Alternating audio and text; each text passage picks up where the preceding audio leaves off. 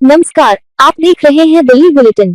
राजधानी की बड़ी खबरों पर डालते हैं एक नजर। दिल्ली के विवेक विहार में शनिवार तड़के दर्दनाक हादसे में 6 मंजिला इमारत में भीषण आग लगने से 9 लोगों की मौत हो गई, जबकि 8 लोग गंभीर रूप से घायल हैं। कई घायलों की हालत नाजुक बताई जा रही है, जिससे मृतकों की संख्या बढ़ने की आशंका है। सभी शव बुरी तरह झुलस चुके हैं और पहचान के लिए डीएनए जांच कराई जाएगी। आग की सूचना मिलते ही परिजन अस्पतालों में अपने अपनों की तलाश में पहुंच रहे हैं। प्रारंभिक जांच में सामने आया है कि इमारत में लगी आग की शुरुआत कथित तौर पर बड़ी ब्लास्ट से हुई, जिसने कुछ ही मिनटों में पूरी बिल्डिंग को मौत के जाल में बदल दिया। लोग नींद में फंस गए और बाहर निकलने का मौका नहीं मिला। अब जांच इस बात पर केंद्रित है कि क्या इमारत में फायर एनओसी थी, फायर एग्जिट की स्थिति कैसी थी, सीढ़ियां सुरक्षित थी या नहीं, और अग्निशमन उपकरण मौजूद थे या नहीं। हादसे ने वायरिंग, ओवरलोडिंग और मेंटेनेंस की गंभीर खामियों को भी उजागर किया है।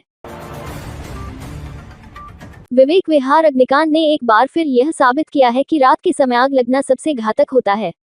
विशेषज्ञों के अनुसार बड़ी ब्लास्ट, खराब वायरिंग, ओवरलोडेड सर्किट और नियमित जांच की कमी ऐसी घटनाओं को जन्म देते हैं। बचने वालों ने बताया कि धुआं तेजी से फैला और कुछ ही मिनटों में पूरा रास्ता बंद हो गया। इस हादसे ने घरों और इमारतों में सुरक्षा मानकों की अनदेखी पर गंभीर सवाल खड़े कर दिए हैं। दिल्ली में पहले भी ऐसे हादसे हो चुके हैं, लेकिन सबक अधूरा ही रहा।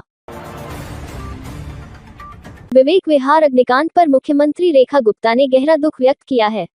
उन्होंने कहा कि दिल्ली सरकार हर मोर्चे पर प्रभावित परिवारों के साथ खड़ी है और हर संभव सहायता दी जाएगी। वहीं भाजपा प्रदेश अध्यक्ष वीरेंद्र सचदेवा और केंद्रीय राज्य मंत्री हर्ष मल्होत्रा ने घटनास्थल का दौरा कर पीड़ितों से मुलाकात की। नेताओं ने हादसे में 9 लोगों की मौत पर शोक जताया और इसे अपूरणीय क्षति बताया।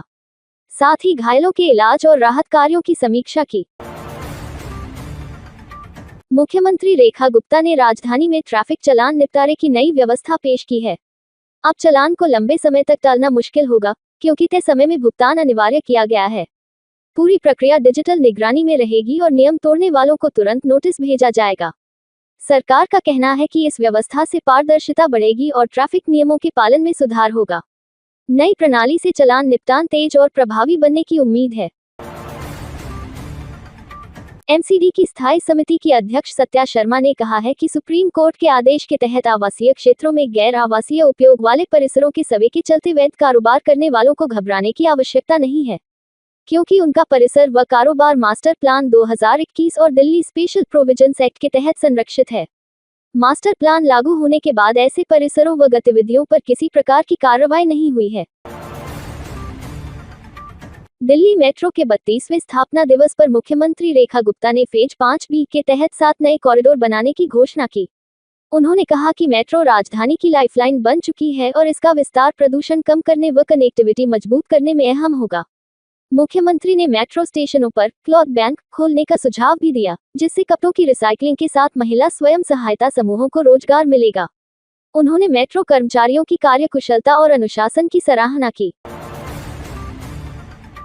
दिल्ली की सभी जिला अदालतों में 9 मई को राष्ट्रीय लोक अदालत आयोजित की जाएगी। इस दौरान करीब 1 लाख से अधिक लंबित चालानों के निपटारे की संभावना है। अदालत में ट्रैफिक चालान, छोटे विवाद और अन्य मामलों का त्वरित समाधान किया जाएगा। न्यायिक अधिकारियों का कहना है कि लोक अदालत आम लोगों को सस्ती, सरल और तेज न्याय व्यवस्था उपलब्ध कराने का प्रभावी माध्यम है। लोगों से अपील की गई है कि वे अपने मामलों के निपटारे के लिए इस अवसर का लाभ उठाएं। जाफरपुर गांव में कथित रूप से बिहारी होने के कारण एक युवक की पुलिसकर्मी की गोली से मौत होने के मामले ने राजधानी की राजनीति को गरमा दिया है। रविवार को आम आदमी पार्टी के पूर्वांचल प्रकोष्ठ ने मुख्यमंत्री रेखा गुप्ता के आवास के बाहर प्रदर्शन किया और भाजपा सरकार पर पूर्वांचल समाज के साथ अन्याय का आरोप लगाया। प्रदेश कांग्रेस के अध्यक्ष देवेंद्र यादव ने बंजारा समुदाय की समस्याओं को लेकर भाजपा सरकार पर हमला बोला है। उन्होंने कहा कि बंजारा समुदाय को न्याय और उचित प्रतिनिधित्व दिलाने के लिए कांग्रेस हर संभव मदद करेगी और उनकी समस्याओं को सरकार के संज्ञान में लाकर समाधान सुनिश्चित करने का प्रयास करेगी। प्रदेश कार्यालय में आयोजित बंजारा समुदाय का सम्मेलन आयोजित किया गया। दिल्ली पुलिस ने 26 साल पुराने हत्या और लूट के मामले को सुलझाने में बड़ी सफलता हासिल की है। मामले में एक आरोपी को गिरफ्तार किया गया है। पुरुषोत्तम वर्मा की रिपोर्ट के अनुसार यह केस लंबे समय से अनसुलझा था और पुलिस लगातार सुराग जुटा रही थी। गिरफ्तारी के बाद मामले की कई परतें खुलने की संभावना है।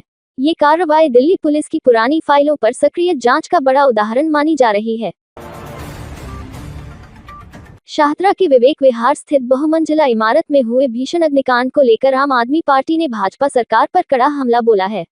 पार्टी के वरिष्ठ नेताओं ने पीड़ित परिवारों और घायलों से मुलाकात के बाद सरकार को आग की घटनाओं से सबक लेने और दमकल व्यवस्था में ठोस सुधार करने की नसीहत दी। विवेक विहार फेज 1 स्थित B13 रिहायशी इमारत में लगी भीषण आग में 9 लोगों की दर्दनाक मौत के बाद दिल्ली की राजनीति भी सक्रिय हो गई है। प्रदेश कांग्रेस कमेटी के अध्यक्ष देवेंद्र यादव ने इस हादसे पर गहरा शोक व्यक्त करते हुए सरकार से पीड़ित परिवारों और घायलों को तत्काल हर संभव सहायता उपलब्ध कराने की मांग की है। जानकारियाँ देखना चाहते हैं तो हमारे चैनल को लाइक करें, शेयर करें और सब्सक्राइब करना बिल्कुल न भूलें। साथ ही बेल आइकन जरूर दबाएं ताकि हर नई वीडियो की नोटिफिकेशन आपको सबसे पहले मिल सके।